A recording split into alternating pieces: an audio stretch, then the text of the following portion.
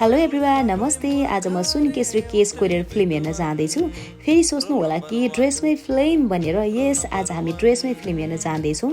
किन भन्दाखेरि हाम्रो काठमाडौँ टेक्निकल स्कुलले हामीलाई रोल नम्बर 1 नेपाली फिल्म हेर्नको लागि चाहिँ हामीलाई अफर गर्नुभएको छ केएल टावरमा। र सबैजना हामी रेडी भएर केएल टावर पुगिसकेका छौँ र कतिपय साथीहरू आउँदै हुनुहुन्छ। र roll number 1 Nepali film trailer हेरेर मलाई पनि एकदमै हेर्न मन लागेको थियो र कुनै बेला समय मिल्न साथ चाहिँ म जान्छु भनेर सोचिरहेको थिएँ।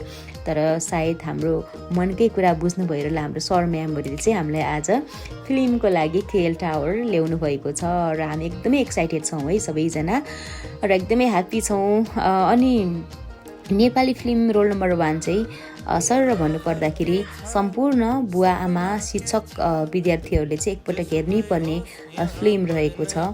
र यो नेपाली फिल्म रोल नम्बर 1 लाई निर्देशन गर्नुभएको छ जोन योन्जन हुनुहुन्छ र त्यसै गरी निर्माता हुनुहुन्छ विनोद पौडेल अनि जानवी पौडेल हुनुहुन्छ है।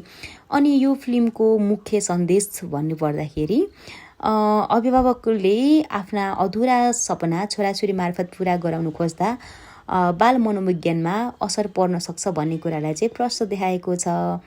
अनि यो फिल्मको ट्यागलाइन चाहिँ प्रत्येक विद्यार्थीको क्षमता फरक हुन्छ र सफलताको मापन केवल नम्बर वा र्याङ्कले हुन्न भन्ने सन्देश चाहिँ दिएको छ।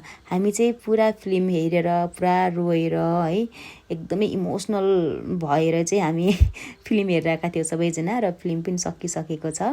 र हामी चाहिँ अब फिल्म सकाएर चाहिँ हामी यो बाहिर निस्किने तयारी गर्दैछौँ र निस्किसकेका छौँ। र यतातिर चाहिँ को रुनु भयो, कसको आँखा सुन्यो भन्ने चाहिँ यतातिर हेर्दैछौँ कि हामी। र फेरि पनि एकचोटि भन्न चाहन्छु तपाईँहरू सम्पूर्णलाई एकचोटि समय निकालेर अवश्य हेर्न जानुहोला। र थ्याङ्क यू सो मच हाम्रो सर म्यामहरूलाई, केटिएस फ्यामिलीलाई। By by.